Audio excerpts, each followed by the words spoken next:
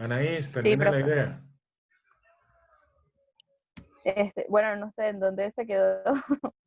Eh, Estabas diciendo sobre resguardar los datos, tus datos personales. Exacto, eso, resguardar la privacidad del usuario que entrega tus datos, que entrega sus datos a una plataforma. Supongo que eso puede ser como que Bueno, no puedes vender los datos de, bueno, ajá, el espíritu de esto, para que tengan una idea, vamos a suponer que una chica, en un momento determinado de su vida, tuvo un novio, que el novio de manera inescrupulosa la grabó, haciendo, un determinado acto de carácter sexual.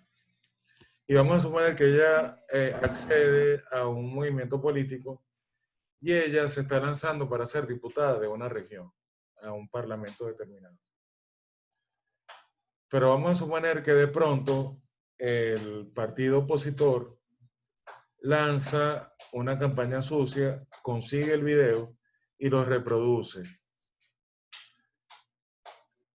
¿Qué relación tiene esta candidata al Senado o a la Cámara Baja de un parlamento con un video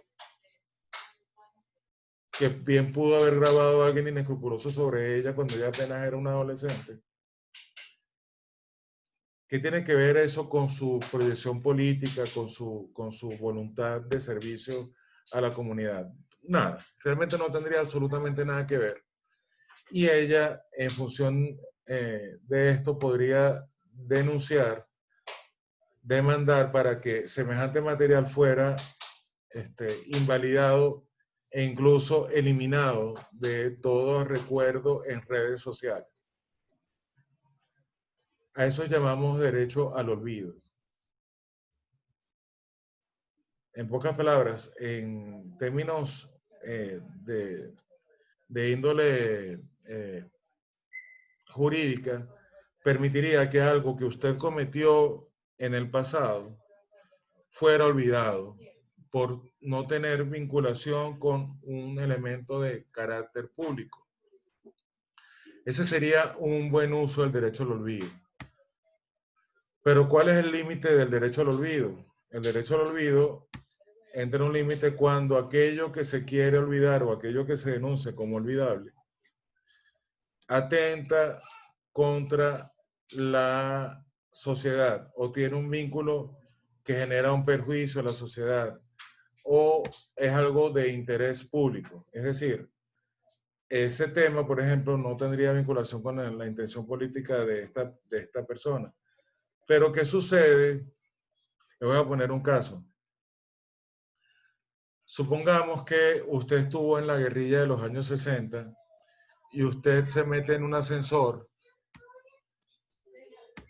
para robar la pensión de un jubilado que está en una sede de la administración pública conocida como las Torres del Silencio.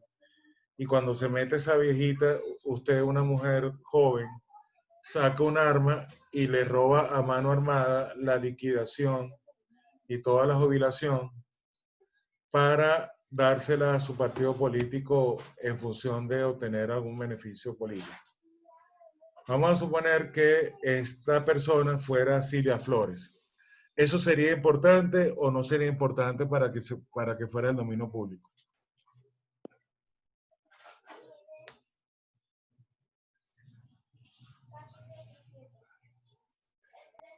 Disculpe, profe, no entendí la pregunta. ¿Podría repetirla, por favor? Sería importante que las personas recordaran todavía un hecho delictivo de un personaje político cometido con fines políticos en su juventud o décadas atrás. Por ejemplo, el robo o el ataque a un tren conocido como el tren del encanto por parte de algunos dirigentes de la izquierda venezolana.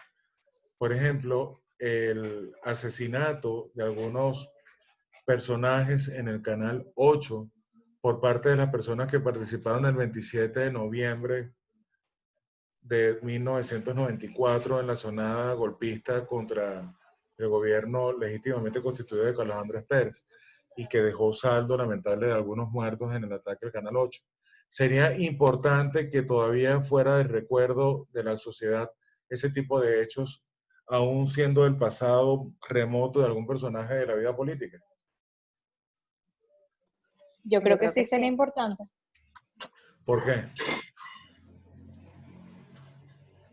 Porque se supone que esa es la persona por la que tú puedes llegar a votar para que te represente a nivel mundial. O sea, pues puede llegar a ser presidente o cualquier autoridad y tú tienes que conocer el pasado. Eso es como cuando tú entras a un país y te piden los antecedentes penales o cuando vas a empezar a trabajar en un lugar.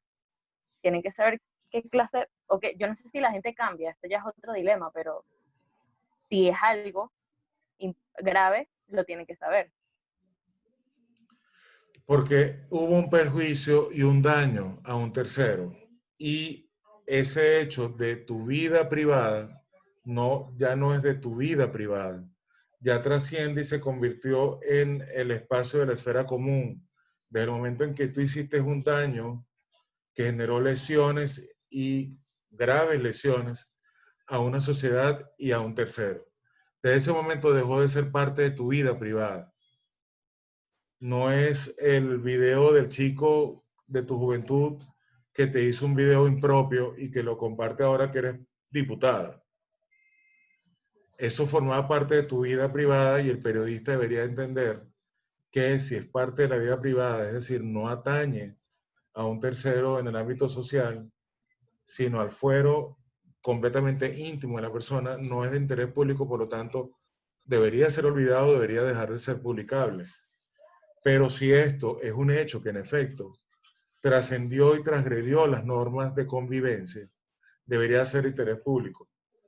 Entonces, ¿qué sucede? Mucha gente con poder, sea en algunos países, por ejemplo México, donde los delitos de difamación son muy comunes en contra de los periodistas, se ha valido de este derecho al olvido para que, por ejemplo, sean borrados expedientes de casos de corrupción de cara a nuevas propuestas de candidaturas políticas.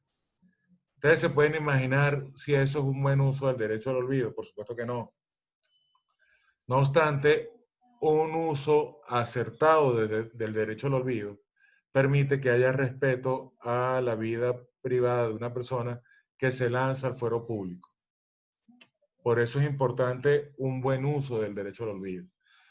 Que haya distorsiones que lamentablemente lo desvíen, sí, sí las hay y muchas. En Venezuela el derecho al olvido no ha sido aplicable porque apenas estamos en pañales en este tipo de declaraciones basadas en países con un sistema de justicia un poco más heterogéneo, con poderes un poco más autónomos. En un país como este, lo que ha habido es un aparato regular, moderado de intervencionismo en términos de la expresión, que se vino a reforzar en los últimos 20 años con un tremendo aparataje de censura y coacción de los periodistas, al extremo de que el periodismo se ha convertido en una tarea de sobrevivencia en Venezuela. Pero esa es una de las cosas que yo quería que revisaran de la ley de la declaración de Salta. Es importante que ahora comencemos un poco a explorar hasta qué modo se cumplen esos principios en Venezuela. Por ejemplo, se habla de pluralidad. ¿Ustedes consideran que en Venezuela ha habido pluralidad en los medios de comunicación? Espero que hagan una mirada no solo a los últimos gobiernos de Chávez y Maduro, sino que veamos un poco más allá. La compañera comentaba lo que sucedió en el caso de Nihaus con el padre de Jorge Rodríguez. Pero, por ejemplo, les pregunto yo, ¿ustedes consideran que siempre ha habido una comunicación plural en Venezuela?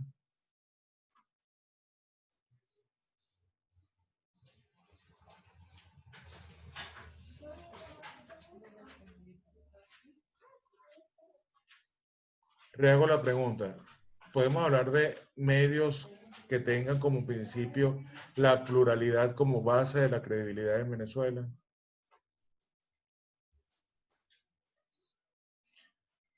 ¿Qué entendemos por pluralidad? Empezando por ahí. ¿Qué entienden ustedes por pluralidad? Diversidad de ideas. Diversidad de opiniones. ¿Qué más? Con contrastes. ¿Qué más? Que sea como dirigido para todos, o sea, que no sea únicamente a un grupo, o sea, que exista variedad en la información que se transmite. Puede ser. ¿Qué más? Distintas perspectivas acerca de un tema. Distintas perspectivas, distintas voces acerca de un tema. Sí. Se supone que la pluralidad como tal tiene que ver con la participación de todos los colores, de todos los sectores y de todos los actores. Pero ¿qué implica esto? Implica, por ejemplo, que la comunicación sea universal, es decir, que esté conectado, por ejemplo, desde la persona en Caracas como la persona que trabaja en un llano en Acarigua, como la persona que trabaja en una siderúrgica o la persona que extrae minerales de una mina en el estado Mérida, en Bailadores, pasando por aquellos que están, por ejemplo, en toda la frontera, los Yanomami, por ejemplo, los Guajiros en el estado Zulia. Debería incluir voces inclusive y lenguajes multiculturales. Debería incluir la percepción de la gente que está en la diáspora y que de repente ha tenido que dejar el país por motivos X, pero que siguen siendo venezolanos. Debería, por ejemplo, tomar en cuenta todas las tendencias políticas, es decir, la gente del PSUV, la gente de Primero Justicia, la gente de Voluntad Popular, la gente del PPT, la gente de repente del chavismo moderado, estas pequeñas UPB que han salido en ciertas candidaturas de alcalde, las últimas realmente realizadas en Venezuela, realmente debería abarcar todo el espectro y debería conducir a que el público se forme su propia opinión. No puede haber pluralidad si yo decido quiénes son opositores. En pocas palabras, si yo soy el Canal 8 y decido que los opositores válidos son, por ejemplo, la tendencia de Henry Falcón.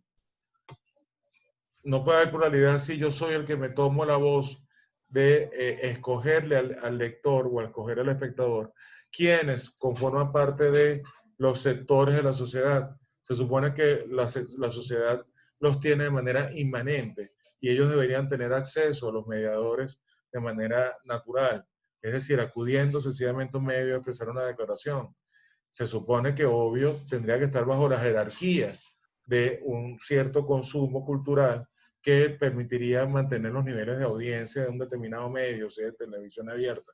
Por ejemplo, es obvio que en un momento determinado alguien, en función de la torta de simpatía partidista, podría repartir también algunos espacios en función de, bueno, le dejo 40% a este candidato de este partido, otro 40% a este candidato de este partido, otro 20% a este candidato de este partido, en función también de lo que haya en la simpatía ciudadana para no perder audiencia.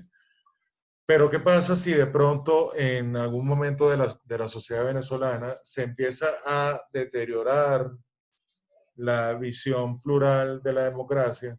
Por ejemplo, yo les voy a citar un caso. Cuando se firma el pacto de punto fijo, se toma en cuenta a la izquierda. Estaba la Unión Republicana Democrática, URD, con Jovito Villalba. Pero, por ejemplo, no había representantes del PCB. Firman el ilustre, excelente demócrata Rómulo Betancourt, Rafael Caldera y Jovito Villalba, pero no había nadie del PCB. ¿Por qué no estaba nadie del PCB? Recordemos que la gente del PCB había tenido problemas fortísimos con Rómulo Betancourt y de alguna u otra forma él decide apartarlos, evitando, por cierto, un poco ojo avisor, lo que estaba pasando, por ejemplo, en Cuba. Él no estaba de acuerdo con lo que estaba haciendo Fidel Castro y por eso, digamos, puso un freno a la penetración de la izquierda radical en Venezuela. ¿Pero en qué se tradujo esto? El primer gabinete se suponía de su gobierno debía contemplar a varios factores y lo primero que sucede cuando existe la votación en la Organización de Estados Americanos sobre la exclusión de Cuba del sistema americano por el bloqueo que iba a imponer Estados Unidos, es que el canciller venezolano, que era de izquierda, decide apoyar a Fidel Castro y entonces Rómulo Betancourt lo desincorpora. Y cuando lo desincorpora, se marca una base de lo que fue el bipartidismo, que después gobernó Venezuela durante los siguientes 40 años. Y sobre esa base también se repartía la torta de los contenidos de los medios. Y como bien lo acaban de decir, había representantes de la izquierda en todos los medios que de alguna manera resguardaban algunos espacios, pero no eran todos. Y de alguna manera eso a la inversa se vive ahora, pero peor, porque de alguna u otra forma no hay espacio ni siquiera para la diversidad de medios, sino que han sido cerrados algunos. No obstante, la pluralidad como tal es una promesa que está incluida en nuestra Constitución de 1999, que establece que la comunicación debe ser plural. Lamentablemente, las palabras son vacías y vacuas cuando no están acompañadas por el espíritu de los hombres. Y en el ecosistema mediático venezolano ha pasado que también derivado de las diferencias polares entre la sociedad venezolana, hay algunos medios que se dirigen a un sector de la población y otros se dirigen a otros, y muy pocos logran dirigirse a todos. Tal vez uno de los que más lo intenta es Efecto Cocuyo, que por lo menos tiene el cuidado de tener un vocabulario narrativo que no genere distorsión de un lado o de otro. Pero es muy complicado mantener la credibilidad en la comunicación si no eres plural.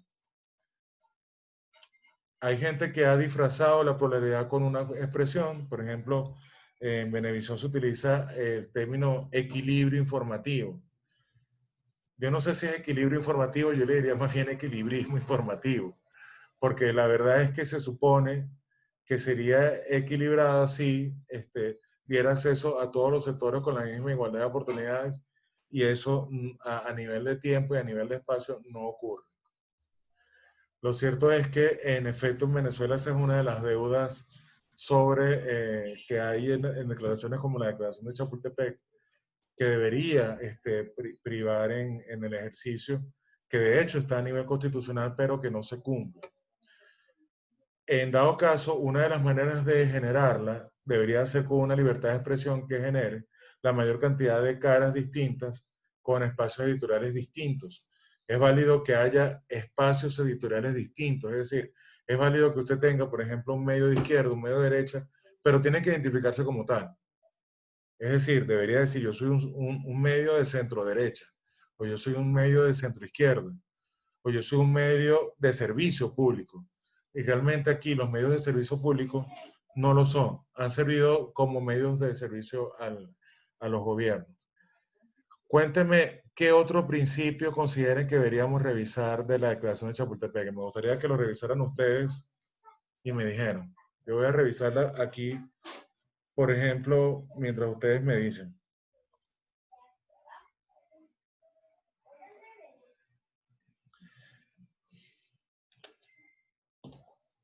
Una aclaratoria, que no se confunda el secreto profesional con el respeto a la vida privada.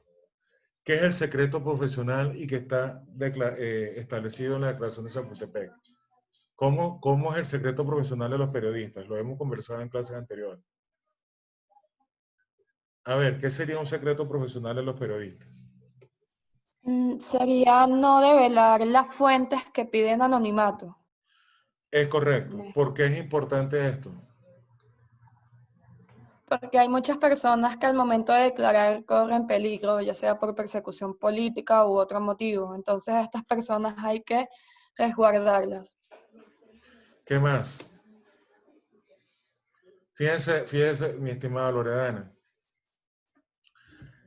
No solo por razones políticas, razones corporativas, razones económicas, razones a veces hasta de interés bélico.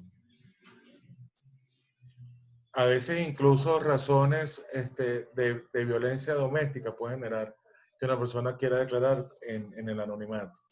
Una persona, por ejemplo, de violencia de género en España, que haya sido víctima de una violación por parte de su pareja, y vamos a suponer que esta persona sea homosexual y sienta que sería lesivo declararlo para algunos sectores relativos a su imagen y prefiere hacerlo al anonimato. ¿Tiene derecho o no tiene derecho a hacerlo? Tiene derecho al anonimato. También eso fue, bueno, uno de los casos más recientes fue el del periodista Darwinson Rojas, a quien lo llevaron preso, y él comentó luego de que salió en libertad que a él le estaban obligando a decir quiénes eran las fuentes que le habían suministrado información acerca del COVID-19. En este caso, bueno, evidentemente en Venezuela no hay respeto hacia este secreto profesional. Perfecto. Cuénteme,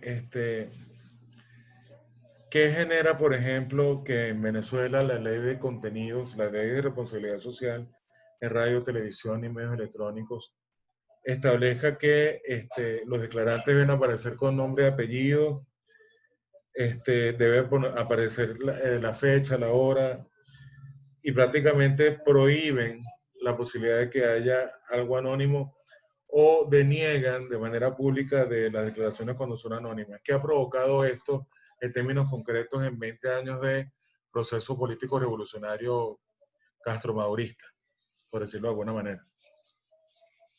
¿Cómo ustedes lo ven? Yo les voy a dar una pista. En la época que yo era niño, cuando se podía hablar de ciertos temas en televisión, de pronto aparecía un programa como Alerta o cualquier programa de denuncia y hablaba una trabajadora sexual y hablaba dando la espalda a la cámara, hablando de los maltratos y las condiciones en las que trabajaba en las calles venezolanas. ¿Cuándo fue la última vez que ustedes vieron un reporte creíble sobre prostitución en Venezuela? 100% Venezuela. Me lo pasaban por teléfono. Y O sea, ahí había anonimato. Incluso le ponían le distorsionaban la voz a las personas. Había anonimato y seguramente costó muchísimo más hacerlo porque no había acceso a cifras, por ejemplo, sobre trata de blancas y no se tenían testimonios de buena otra parte de la gente que posiblemente tuvo miedo a declarar. Si se hizo ese programa es porque le dieron muchas muy buenas prerrogativas a la persona que iba a declarar, pero es extremadamente difícil acceder a ciertos temas. Por ejemplo, todo el andamiaje sobre la ley orgánica de protección al niño y al adolescente, la LOMNA, no ha permitido que se haga de interés público algo que es público, como por ejemplo el secuestro de niños, el maltrato infantil, los ataques criminales en los cuales han sido víctimas adolescentes. Recientemente cuando ocurrió lo de la quema de unos campos en Aragua, que fallecieron menores, se silenciaron las voces que estaban abordando el tema. Se convierte en un instrumento de censura y se convierte en la posibilidad de que, como bien lo decía Hume, modifico el comportamiento de la gente en función de ¿qué? De que altero su conocimiento del mundo. Cuando se altera el conocimiento del mundo, más de uno de ustedes me imagino que se podría estar pensando, siendo relativamente lógicos, ¿cómo es posible que todavía haya gente que pudiera manifestar simpatía por determinado líder?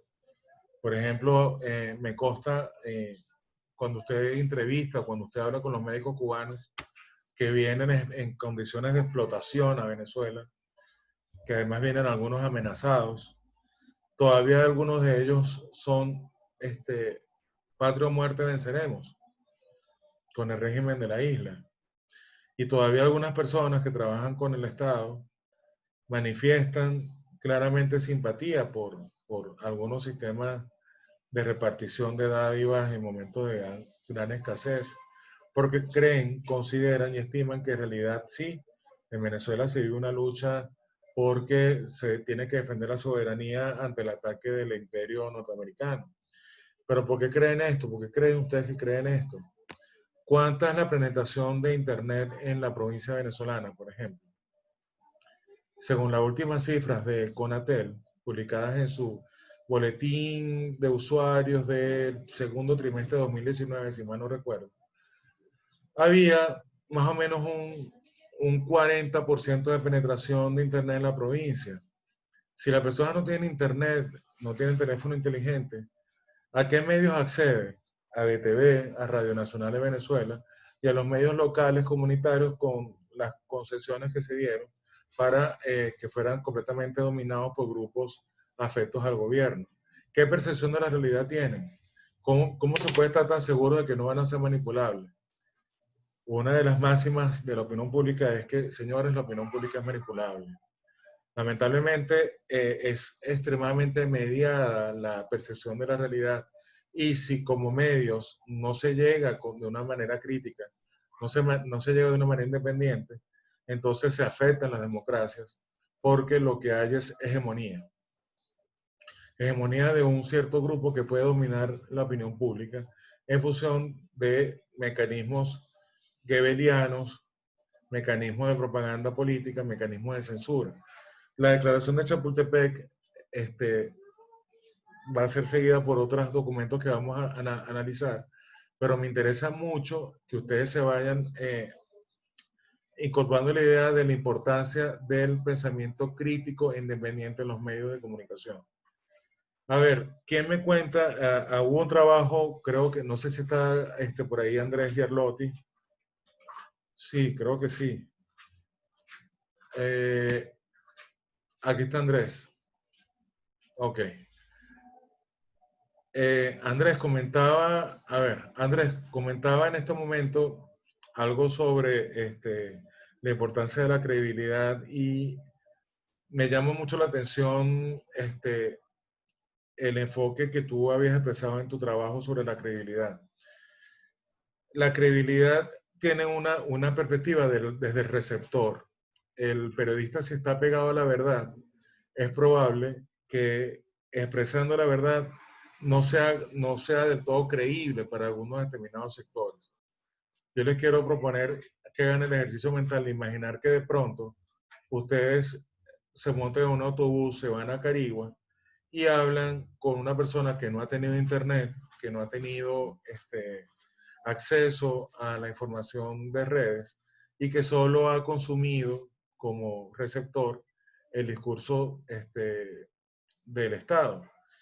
Quiero que imaginen que ustedes le van a decir lo que ustedes consideran que es lo que realmente está pasando en Venezuela y quiero que imaginen si en el momento de que la persona reaccione ante su narrativa, que seguramente lo hará con un rechazo craso y supino, si en ese momento ustedes deberían estar apegados a la credibilidad o a la verdad de lo que ustedes le están diciendo.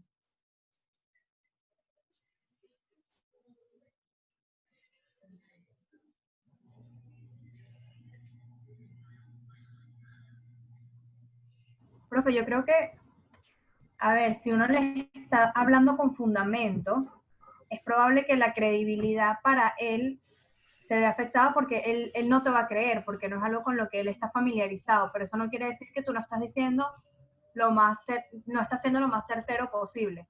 ¿Sí me explico? O sea, si uno va con fundamentos, si bien para esa persona no sea creíble, no quiere decir que sea más o menos cierto. Bien, hay un refrán de la universidad que dice que nada convence más que la verdad. Complicado, ¿verdad? Yo pienso que si vamos a establecerlo de manera dilemática, debemos entender por qué de pronto la mayoría de los códigos de ética que les mandé, porque no son todos, quiero que sepan que, por ejemplo, en China, cuando se habla de conducta acorde del periodismo, se habla de que la comunicación de los medios tiene que apoyar a la regulación y viva Mao por siempre. Y es así, dicho por la profesora Gloria Cuenca, que estuvo y participó en seminarios sobre cómo se hacía periodismo en China durante su paso por la izquierda. La mayoría de los códigos hablan del apego a la verdad, y muchas veces esta verdad no es del todo creíble. El problema en dado caso sería cómo ganarte tu credibilidad como emisor. En pocas palabras, la credibilidad siempre va a tener una doble arista, la arista del receptor y la arista del emisor. Y en dado caso, bajo los códigos deontológicos, tú deberías procurar que lo que digas sea lo más creíble posible sobre la base de la verdad y sobre la base del argumento del apego a la veracidad, que en dado caso es lo que permitiría hacer a la verdad. Comentábamos esto en la clase pasada. Pero no se debe buscar la credibilidad per se, es lo que quiero decir. La credibilidad per se es una ganancia de ese apego a la veracidad. Pero ser creíble es ser amigable a veces con el público. En pocas palabras, yo les podría decir a ustedes, ojalá, miren muchachos, ustedes que son jóvenes, yo los quiero mucho, esto pronto va a terminar, pronto vamos a tener democracia en Venezuela. Yo les quisiera decir eso y a lo mejor ustedes me van a creer si yo les digo eso. Eso no quiere decir que yo esté apegado a mi código de la verdad o a mi código de lo que es veraz. Verazmente, yo les puedo decir que nada más alejado ahorita de la realidad. Entonces, muchas veces tenemos que cuidar que las emociones no vayan tan acordes con el fuego de buscar credibilidad per se. La credibilidad surge cuando uno se apega a lo que es veraz. Pero a veces es necesario que la verdad dura trascienda por encima incluso de lo que a veces es creíble por buena parte de la gente. ¿Me explico? La credibilidad per se no debería ser el fin último. El apego a la verdad, sí. Una de las cosas que quería comentar era que, por ejemplo, cuando hablamos sobre la situación de la impunidad en Venezuela, es importante que recordemos hechos como por ejemplo, las primeras agresiones a los periodistas registradas entre el año 2000, 2001 y 2002. Esas que eran emprendidas por los círculos bolivarianos y que de alguna manera dejaban registro evidente en videos de personas que golpeaban a periodistas con piedras, con palos, de personas que incluso dispararon a periodistas. Está claro que no solo ha habido impunidad en Venezuela, ha habido ya un nivel de deterioro hacia el periodista tan grande que tenemos casos como el del periodista Héctor Luis Caldera. Yo no sé si recuerdan el caso de un periodista que fue perseguido por unos policías nacionales bolivarianos durante las protestas de 2017 y fue llevado a la sede de BTV para acusarlo de que había protagonizado hechos vandálicos, y ahí delante de todo el mundo lo pusieron boca abajo y lo amenazaron con violarlo con un fal. Y luego fue llevado al área del SEBIN, ubicada en Plaza Venezuela, donde finalmente, y se le comunica así por el ministro Ernesto Villegas, es que te dejamos en libertad. Ya no estamos hablando de ni siquiera impunidad hacia el ciudadano, estamos hablando de completa licencia para agredir como funcionario un periodista. Entonces, cuando en la declaración de Chapultepec nos encontramos con esos principios y vemos el contraste de lo que estamos viviendo, tenemos que apegarnos a la base para saber entonces qué tipo de comunicación estamos recibiendo, cómo está siendo mediada, bajo qué emociones. Está siendo mediada bajo el miedo, bajo la falta de acceso a la información, bajo la inexistencia de pluralidad, bajo la inexistencia y por el contrario, presencia de mecanismos no de protección, sino mecanismos de agresión a los periodistas que de manera sistemática callan las voces críticas e independientes. A eso nos estamos enfrentando. Y cuando ustedes salgan al ruedo, aún así, tienen que llevar principios de autorregulación. ¿Alguien habrá revisado algo que tenga que ver con autorregulación en la declaración de Chapultepec y en la declaración de Salta? Acabamos de decir uno, no les voy a decir pistas, pero mencionamos ahorita un principio de autorregulación. Es más, mencionamos dos. ¿Qué me dice, por lo menos, qué entiende por autorregulación?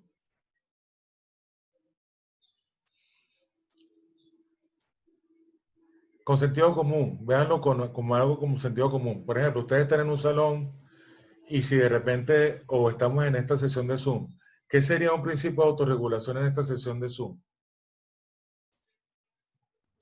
Profe, yo lo relaciono mucho con saber en qué momento es oportuno decir lo que vas a decir. Y eso lo vemos en nuestro código de ética, la información que sea oportuna, veraz y no me acuerdo la otra palabra. Pero más, si bien yo puedo tener lo que yo pienso que es la verdad o lo más certero, tengo que saber en qué momento decirlo, porque si yo digo algo y de repente no era el momento, puedo generar más caos a que si yo me espero a que sea un momento adecuado para decirlo. Eso es lo que pienso yo con autorregulación. María Fernanda, fíjate, en términos de ejemplos. Un tema específico. María Fernanda, imagínate que estás cubriendo, que tuviste la oportunidad de estar en el año 2000 cuando hubo el atentado a las Torres Gemelas. Y vamos a suponer que tú tienes una cámara y logras grabar cuando, para que sepas, el número rondó las 200 personas. Se empezaron a lanzar desde las Torres Gemelas para evitar ser quemados. Se iban lanzando al vacío y en total se lanzaron 200 personas. Cuando tú ves documentales y noticias sobre el atentado de las Torres Gemelas, ¿tú has visto esas imágenes de la gente lanzándose? Nunca. ¿Sabes por qué? Porque la mayoría de los periodistas, de manera muy deontológica, se autorregularon. Y esas imágenes no ayudaban ni para las víctimas, ni para la dignidad de los familiares de las víctimas, ni para el conocimiento público de la tragedia, porque a fin de cuentas no iba a cambiar el número de víctimas. Y a fin de cuentas se le decía a los hijos de las víctimas que su papá, que su mamá se suicidaron. ¿Era importante saber eso? No. No. Y eso se llama autorregulación. Tú puedes tener una imagen, tú puedes tener un video, tú puedes tener una declaración de alguien muy bien sobre un determinado hecho, cuando la persona está tranquila, cuando la persona está serena, cuando la sientas en un tú y yo de periodistas para hacer una entrevista, pero en determinado momento la persona se puede quebrar y empezar a llorar. Es posible que la entrevista pueda continuar. Si eres un periodista con ganas de vender la persona llorando, le vas a pedir al camarógrafo que te haga un acercamiento a los ojos y que se vea en primer plano. Es más, vas a colocarlo en una cuña y vas a ponerle música dramática. Pero si te apegas al código deontológico, tú te vas a autorregular y no vas a hacer eso. Vas a darle unos minutos a que la persona se calme. Posiblemente incluso podrías ir a comerciales si estás en vivo, forzar un cese a comerciales y esperar unos minutos a que la persona se serene. ¿Qué importaría más en términos de información? El gimoteo de la persona casi sin poder hablar o la persona serena hablando sobre la muerte de un familiar por el hecho criminal X. A eso se le llama... Considero que tendría más cabida, evidentemente considero que tendría más cabida las declaraciones de la persona serena contando los hechos que la persona llorando. Es demasiado amarillismo poner a una persona llorando por un familiar que le acaban de matar. O sea. Bueno, Marivic, perdón. Y a ti que me comentabas sobre el caso de Teresa del Ávila, toma en cuenta ese elemento que me acabas de